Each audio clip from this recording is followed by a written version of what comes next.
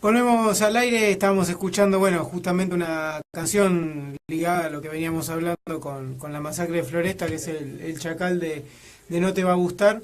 A ver si estamos al aire para sumar a Marcela Perelman. ¿Está? Oh, ahí está. Auriculares. Marcela, buen día.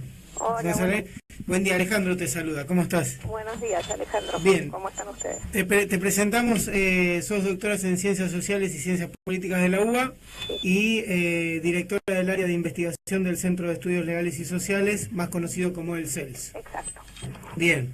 Estábamos hablando justamente con Diego Ceballos, que es quien realizó el documental de la masacre de Floresta, fusilados en Floresta, en el marco de lo que es la violencia institucional.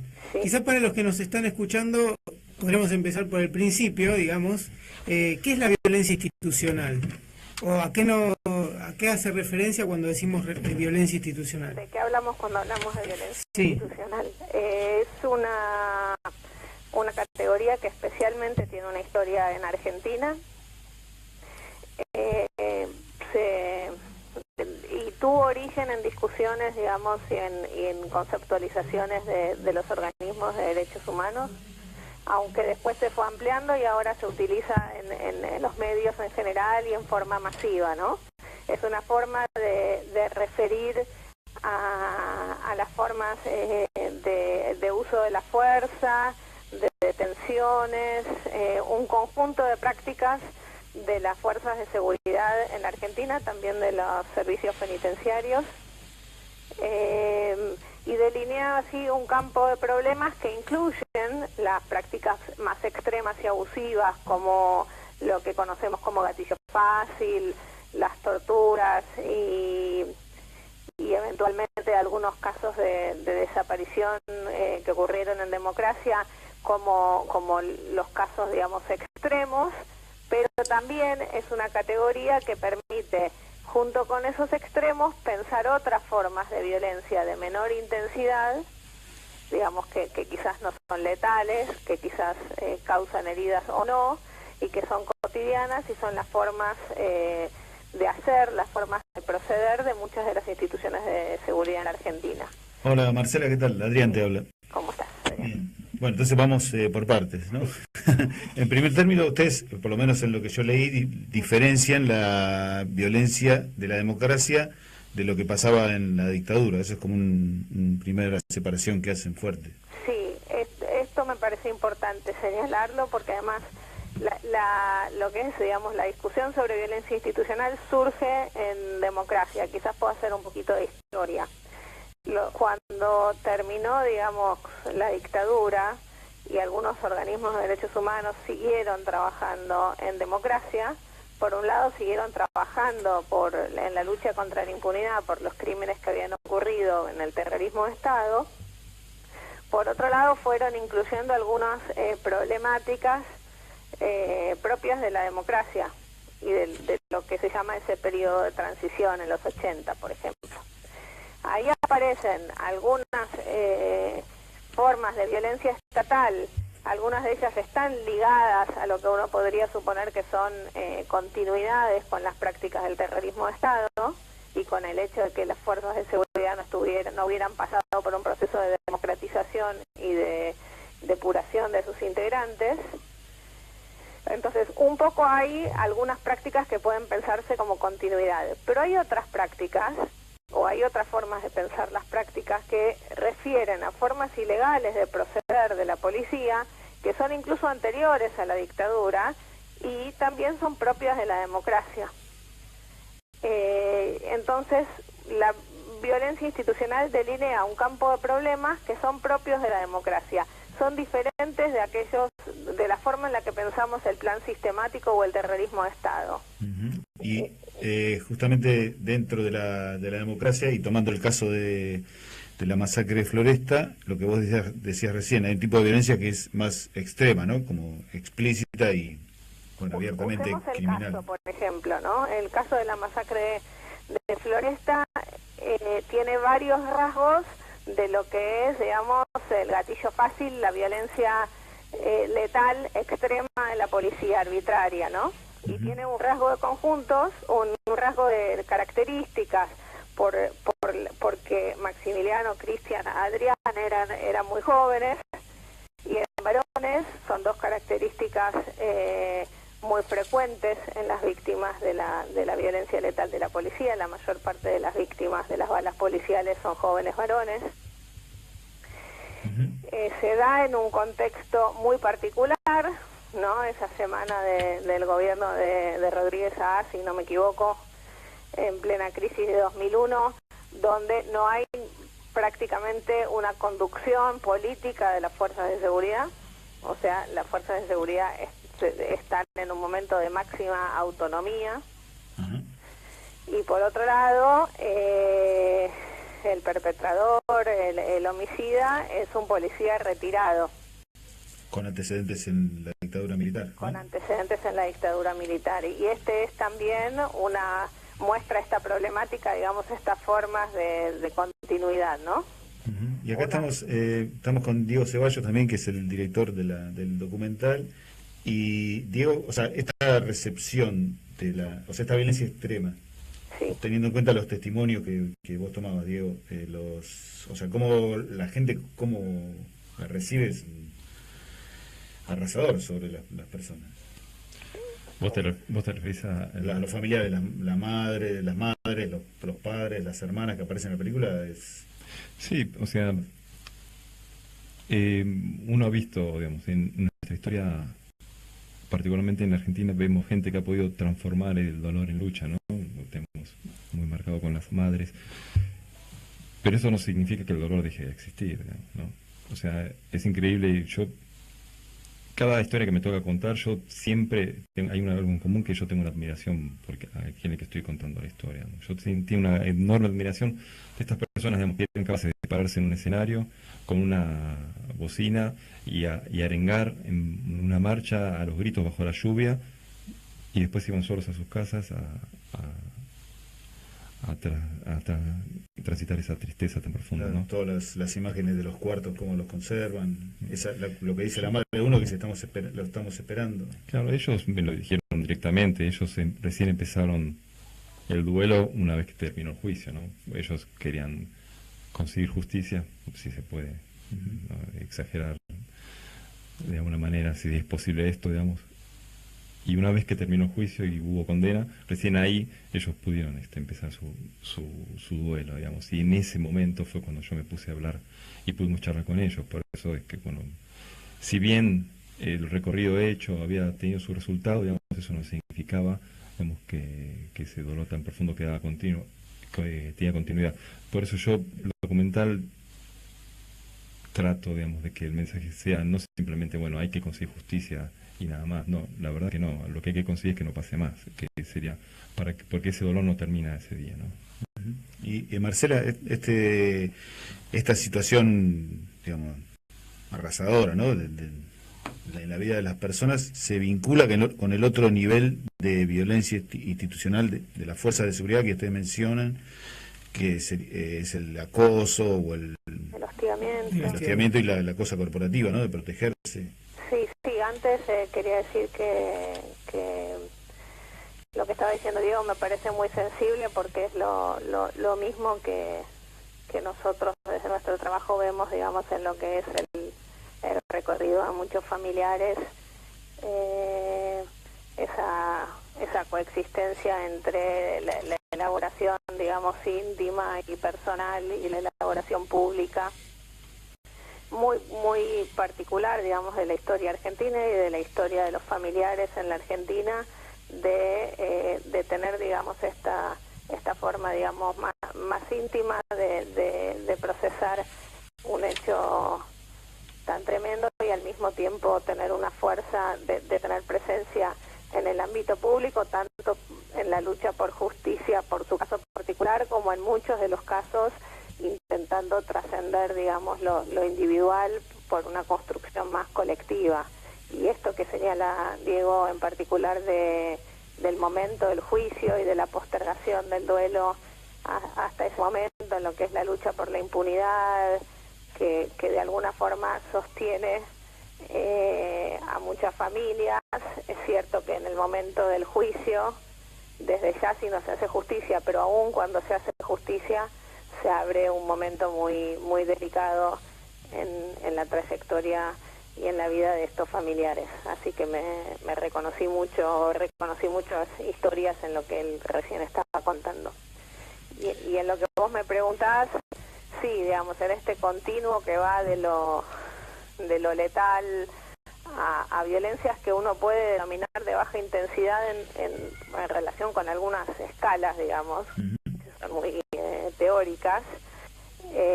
Finalmente, esas formas de hostigamiento permanentes son de un enorme padecimiento para sectores amplios de la población, y también muchas de las historias que terminan, no es el caso de la masacre de Floresta, pero sí en otros casos, digamos, los chicos que son hostigados y que tienen una vida de contacto permanente con la policía y de hostigamiento, terminan en otras formas de violencia. O sea, hay una vinculación entre aquellas formas cotidianas y esas formas de proceder arbitrarias, violentas e ilegales de las policías en diferentes territorios, en barrios, respecto a algunos grupos en particular. Yo decía los jóvenes varones, pero cuando los jóvenes, después hay otros rasgos, ¿no? Las formas de haber cambiado de país en el que se vive, haber cambiado de género, consumir determinadas sustancias. O sea, hay diferentes historias personales que vuelven a las personas más vulnerables y más expuestas a la extorsión y al abuso policial. Marcela, hablábamos recién de la violencia institucional más referida hacia los varones. Sí. ¿Cuál es la diferencia, porque más o menos la podemos saber, pero mejor si lo explicás, con esa violencia aplicada hacia las mujeres, que todavía es como que hay una carga mayor? No sé si es mayor o es menor, ¿no? Es diferente. Y uno, ¿cómo puede, digamos, medir? Si uno lo que cuenta es que las víctimas de las balas policiales, las víctimas de las detenciones policiales, en términos de cantidad, generalmente son jóvenes varones de los barrios pobres las víctimas. ¿Y por qué? Por supuesto que hay casos muy graves también de mujeres, porque han estado más expuestos a determinados tipos de violencia armada con la policía. Y porque la policía se ha dirigido en algunas, digamos, prácticas más hacia este grupo de población. Pero hay formas específicas. Nosotros, por ejemplo, trabajamos una categoría que es la de femicidio institucional, que recorta del universo, digamos, de la problemática de femicidios, que es más amplia que la que involucra a la policía, las formas de femicidio ejercidas por policías. Y acá hay, digamos, regularidades, digamos, lo que hace muchos años en los diarios como crimen pasional, donde uno de quien mata o quien muere es policía, y donde frecuentemente utiliza la reglamentaria, digamos, el uso de la fuerza letal y con el arma reglamentaria para resolver conflictos personales, vecinales, de pareja, de familia, es una problemática que está presente en las instituciones. Ha habido algunas políticas interesantes en algunos periodos en las direcciones de género, por ejemplo, del Ministerio de Seguridad de la Nación en 2011, 2012, que se dirigieron a esta problemática porque está bien documentada y bien identificada. Y después también están, yo recién les decía, hay grupos que por determinadas características, por ejemplo, por vender en la calle, por trabajar, por determinado tipo de trabajo, por determinada situación migratoria, son más vulnerables a la extorsión y al abuso policial. Bueno, las mujeres que que ejercen trabajo sexual son muy vulnerables al abuso policial, eso lo sabemos todos. Entonces ahí también hay, llamémoslo, una oportunidad que encuentra la policía para el abuso, la extorsión, que son formas de hostigamiento y también son formas de extorsión económica. Y para preguntarle a Diego, digamos, otro polo del problema, que es la reacción popular que hubo ahí en Floresta. ¿Nos puedes contar un poquito cómo se organizó, cuál es el vínculo con los familiares? Y para compararlo, Marcela, porque a mí me da la impresión de que ahora con un gobierno de derecha y con una sociedad que ha votado lo que ha votado, digamos, para pensar cuál es la reacción de la gente frente al hostigamiento policial.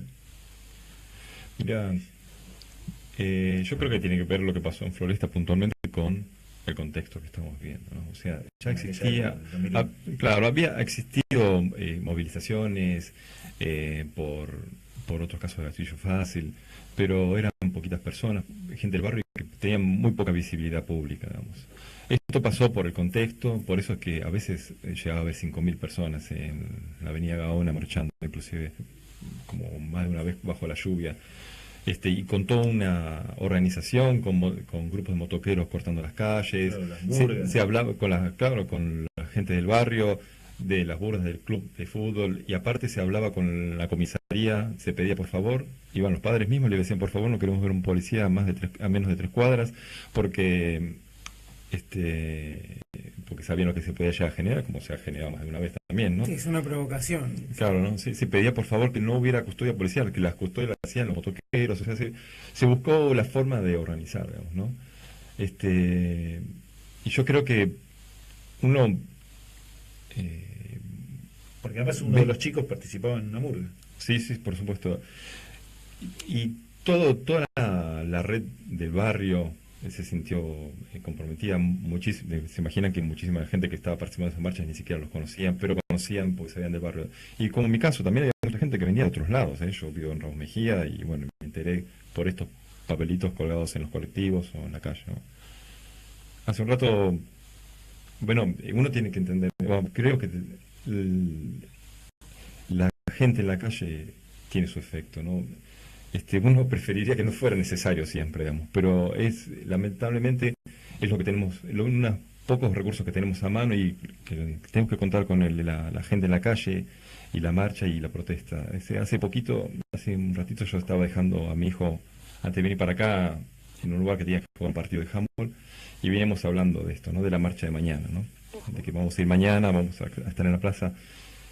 Él tiene 18 años y veníamos hablando y él me decía, pero cuál era el efecto de ir a marchar, ¿no? Y yo decía, mira, uno tiene como referencia a Felipe Vallese como primero desaparecido, ¿no? Digo, no es el primero, digo, Nico, mi hijo, hubo un caso de un militante comunista en Santa Fe, que no me acuerdo el nombre, una anarquista también en los años 15, pero tomemos por referencia a Felipe Vallese. Si en aquel momento, digamos, quizás hubiera habido las movilizaciones que podemos hacer ahora por Santiago, ¿no?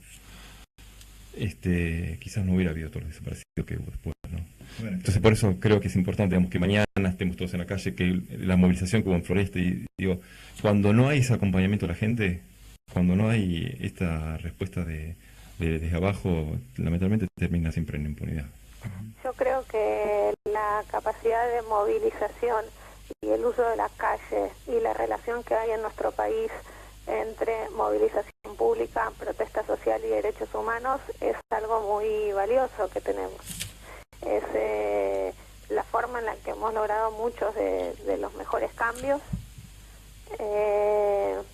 y por lo menos también hemos evitado retrocesos y es un vínculo.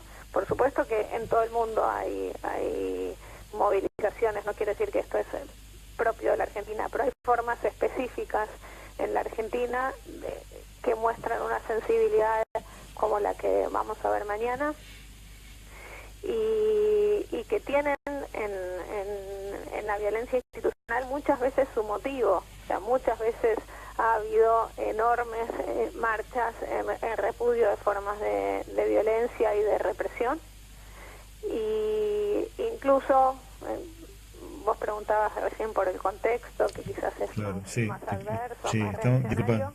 que recordamos que estamos hablando con Marcela Perelman del CELS y con Diego Ceballos, director del documental Fusilados en Floresta. Sí, seguí, Marcela, disculpa. Perdón, que vos preguntabas por el contexto. Claro, y otra cosa agrego a eso, que a mí me da la impresión de que hay un esquema de no sé cómo decirlo, de funcionamiento social que es que estamos todos como en nuestras actividades cotidianas sin una conciencia de lo público y nos salimos a manifestar frente a un hecho particular, y eso me parece que favorece justamente el hostigamiento policial, ¿no? O sea, la gente guardada en su casa y la policía vigilando las calles. Y hay otro esquema para mí que sería de una participación más activa, más permanente de la gente, de la ciudadanía. No sé si...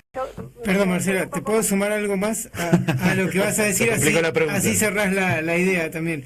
Teniendo en cuenta la marcha de mañana y lo que sucedió en la anterior, si hay forma de, no sé si la palabra es prevenir, la represión que hubo en la última marcha. Es como una espiral de violencia, ¿no? De distintas situaciones que se van encadenando. A ver, creo que sobre el contexto, sobre la movilización, es cierto que se sale a la calle dentro de un caso, es un caso especialmente grave, no es que tenemos muchos de este tipo de casos, y es un caso que conmueve fibras y muy particulares de nuestra historia de las últimas décadas, ¿no? Como si anudara desaparición con protesta, con represión, o sea, y es un joven y es una víctima y está desaparecido. O sea que a mí no me parece mal, digamos, que la movilización sea por identificación y en torno de un caso particular. Y creo que la capacidad de movilización y el volumen y la intensidad que tiene muestra que en el cotidiano, aunque cada uno esté en la suya y esté en su rutina, no está desconectado de estas sensibilidades, si no, no se podría activar en torno a un caso particular. Quizás soy un poco optimista o me toca, digamos, resaltar estos aspectos, pero creo que ahí hay un valor y perdón, me estoy perdiendo, había otros aspectos que quería señalar. Creo que el activismo por estas cuestiones tiene una fuerza, como señalaba recién Diego hablaba y yo pensaba, le sugiero, y otro día podríamos ampliar sobre el libro de María Pita, se llama El activismo contra la violencia policial, y relata, digamos, estas historias de víctimas y el salir a la calle y la recepción más amplia. Y sobre la pregunta que habían hecho acerca del contexto, es cierto que es un contexto adverso, es cierto que los medios de comunicación cuentan los hechos de una manera que es muy negativa para construir solidaridades más amplias, es muy adversa, hay que estar permanentemente reconstruyendo la forma de contar los hechos para poder contar la verdad de una forma que pueda ser escuchada por más personas, pero creo que hay que apostar a eso, que incluso dentro de muchos de quienes pueden haber votado este gobierno, no podemos pensar que todos ellos apoyan una posición represiva y que hay que construir el consenso más amplio posible en contra de las formas represivas y de violencia institucional más abusivas. Respecto de mañana y de cómo prevenir, digamos, los hechos que hubo al final de la última movilización, hay algunos materiales que están puestos en circulación, si entran en la página del CELS o en el Twitter del CELS y de otros organismos, hay algunos tips o instructivos, más allá de las cuestiones de sentido común, digamos, de no quedarse en la zona una vez que comienza la desmovilización. Así que más que yo, digamos, enseñarlo, me parece que hay material sistemático y que mis compañeros y otros compañeros abogados se han detenido, digamos, a detallar, y los invito a leerlo. Pero sí hay que tener presente que hay un cambio muy fuerte en lo que es la respuesta estatal a la protesta social, y tanto policial como judicial, que es un contexto muy adverso para la movilización pública, y que hay que ser, digamos, conscientes, por lo menos cuidadosos de algunas de estas medidas, y juntarnos mañana y mostrar, digamos, la fuerza de repudio a este tipo de prácticas. Marcela, la última para ir cerrando, que ya estamos en horario, y agradeciéndote la comunicación a vos y la presencia a Diego también acá en el estudio. Ayer a la tarde-noche nos enterábamos que se revocaba la prisión domiciliaria de Milagro Sala. ¿Nos podés explicar qué es esto, por qué se da esta revocatoria? No lo sabemos porque no se han aportado fundamentos para hacerlo. Es gravísimo, es contrario a las decisiones internacionales. Con esto el Estado argentino ya incumplía, pero agrava su incumplimiento sobre decisiones internacionales de los sistemas de derechos humanos, se aleja de esos sistemas. No puedo contestar tu pregunta porque no están los elementos para hacerlo. No dejaste a todos mirándolo diciendo, hicieron algo que solamente ellos decidieron que era así. Bueno, es muy reciente, pero no se han expresado los motivos. Entonces suponemos que en los próximos días esto podrá avanzar. Pueden ver también en el Twitter, en la web del CELS, está publicada la nota que el CELS y otros representantes, junto con Andes y otros representantes jurídicos de Milagro Sala, la nota que se presentó ayer ante los organismos internacionales en denuncia sobre esta decisión, específicamente al sistema interamericano. Y ahí está jurídicamente más detallado esto que estoy diciendo yo sobre los incumplimientos, pero sobre los motivos por los que se revoca la decisión de esa domiciliaria, que ya era con muchísimas particularidades, esa explicación no la puedo dar yo. Marcela, muchísimas gracias por la comunicación. Bueno, muchísimas gracias a ustedes. La verdad es que les agradezco mucho el espacio, un honor compartirlo también con Diego, y es bueno tener así como tiempo para poder desarrollar algunas ideas. Marcela Perelman del CELS estaba en comunicación. Diego, nos vamos despidiendo también. Diego Ceballos, muchísimas gracias también por la participación y la presencia, así que próximamente cuando estrenes el nuevo documental te estaremos invitando también para que hables de ello. Bueno, tuvimos a Alejandro quien les habla, Adrián, Diego, ahora está operando Cristian, que cambia la música rotundamente cuando opera Cristian. Estuvo Eduardo también acompañándonos hoy. Vamos a estar avisando en la semana, no sabemos si el sábado que viene podremos salir al aire o no, porque están haciendo unas refacciones aquí en la radio, en Subte Radio, la radio de los metrodelegados del Subte. Como decimos todos los sábados, es un placer hacer el programa desde este estudio, así que bueno, avisaremos si estamos o no estamos al aire. Nos despedimos hasta el sábado que viene o el otro, sin olvidarnos de mañana a las 3 de recordar que mañana a las 3 de la tarde es la marcha, obviamente para reclamar por Santiago Maldonado y por la represión también que está ejerciendo el Estado. Pasaron 2 meses y la pregunta nos la seguimos haciendo. ¿Dónde está Santiago Maldonado?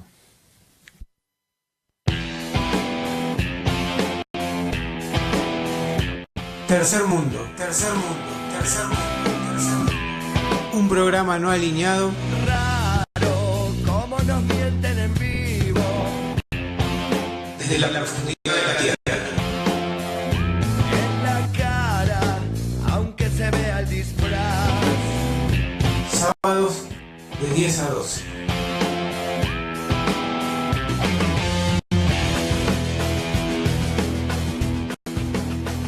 Está muy oscuro acá abajo, no se ve nada.